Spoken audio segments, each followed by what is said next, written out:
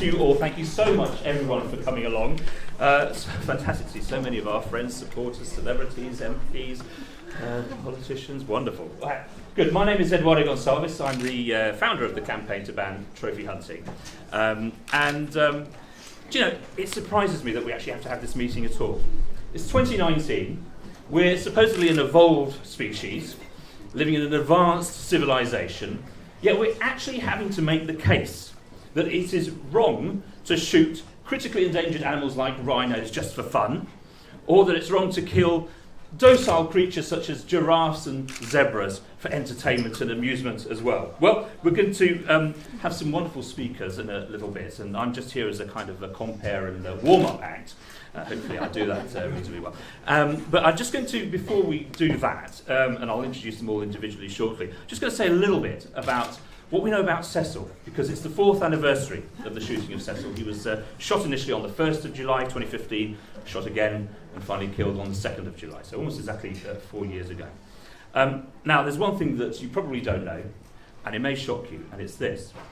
The trophy of Cecil was one of 2,293 lion trophies that were taken by trophy hunters that year alone.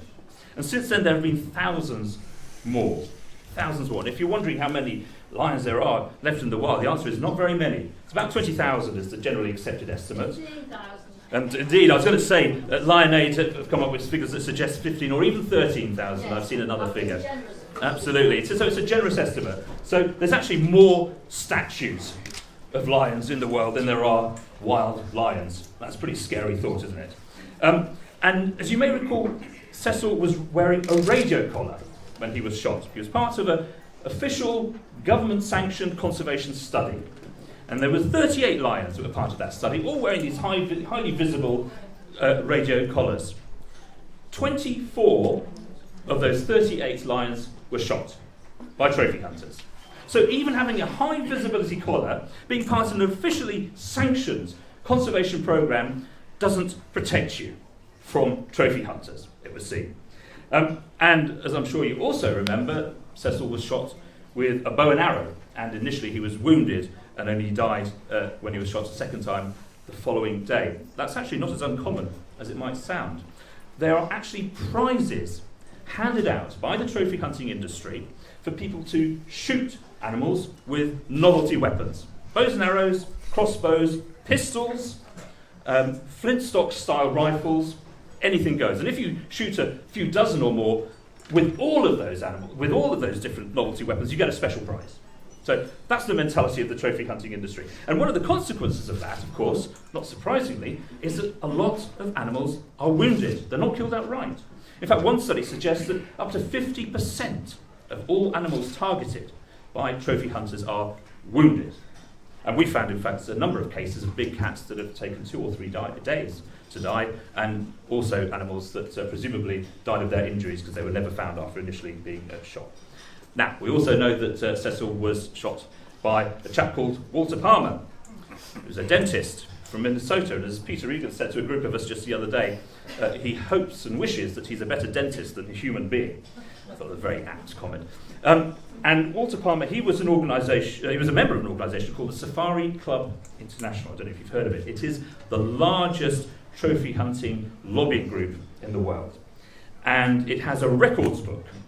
So trophy hunters are desperate to get their records of the biggest and the best trophies into that records book, because that shows them up as being a top trophy hunter. And they have something like 80 different award schemes that they hand out. And one of them is the Big African Big Five Grand Slam, where you have to have shot at least 1 lion, 1 leopard, 1 rhino, 1 elephant, and a buffalo to get onto that list. Well, we've traced at least 500 people who have got on that list and have won that prize in the last few years alone. There's another prize that Safari Club International has, which is handed out to people who have shot a minimum of 100 different species each. There's at least 200 people that we've identified that have won that lovely little prize. Now, Walter Palmer himself was actually already in the Safari Club International Records book. He won a prize for something called the North America 12, which, as its name suggests, requires you to have shot a minimum of 12 different species from North America. And you get to choose from a list of 30. And on that list, you've got jaguars, you've got cougars, you've got wolves, you've got walruses, you've got polar bears, and you've got wild sheep. So, yes, Walter Palmer has been given a prize for shooting sheep. What a wonderful individual that he is. Now, unfortunately, in the midst of all this, we've also discovered the dark secret of the British involvement in trophy hunting. And one of the things that you're probably aware of, there's been some fantastic media coverage of precisely this issue this week, is that Britain is one of the worst countries in the world when it comes to canned lion hunting. So British trophy hunters going down to South Africa and shooting lions that have been bred and kept in captivity their whole lives in an enclosure for the sole purposes of being shot for fun, for somebody to take a selfie and to take that trophy back home, or for the bones to be sold off to shady Asian lion bone traders who then turn it into lion wine and lion cake, which supposedly has medicinal properties, which of course it doesn't. Now, the same happens in terms of elephants. So trophy hunters from Britain are particularly keen on elephants for some reason, and again, Britain is one of the worst countries in the world when it comes to shooting elephants for sport. And we've traced 2,000 kilos of ivory, of elephant tusks, has been brought back to Britain by British trophy hunters, and they've done it legally. They've done it legally. Let me tell you how they did it. They've done it legally because CITES, the Convention on International Trade in Endangered Species, which by its name it suggests is there to protect endangered species from persecution, it gives trophy hunters an exemption. So the most critically endangered animals on Earth are being legally shot by trophy hunters because they're allowed to do it, because there's a loophole in the law. And it says you can bring them in, and DEFRA will hand you an import permit if you want to bring those trophies back home to Britain. So it's an extraordinary loophole. Well, what can we do about it? Well, that's what we're going to talk about today. And I suggest there's 3 things that we can do. Number 1, we should have an immediate and unequivocal ban on the import of hunting trophies coming into Britain right here, right now. Step 1. Yeah. Step 2, we need to reform CITES. We need to get rid of and close this extraordinary and ridiculous and unsupportable loophole that lets trophy hunters kill the most endangered animals on Earth. That's step 2.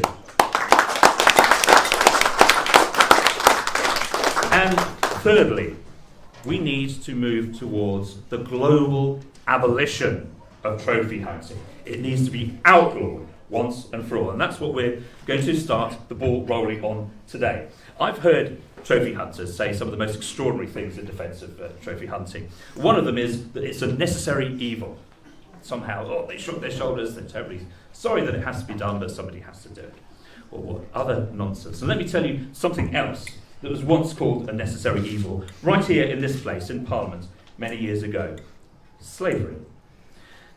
William Wilberforce, who was a leading animal advocate as well as anti-slavery campaigner, had all sorts of things said to him by his opponents. I'm going to read you one of the things that somebody once said to him. It was this: "The wisest thing we can do is shut our eyes, stop our ears, and run away from the horrid sounds without inquiring about it." Well, I believe the reason that we're all crammed here like sardines today is that we're not going to shut our eyes, we're not going to stop our ears, we're not going to run away from it, we're going to abolish trophy hunting. And we are here because we believe that, like slavery, trophy hunting can, will, and must be abolished.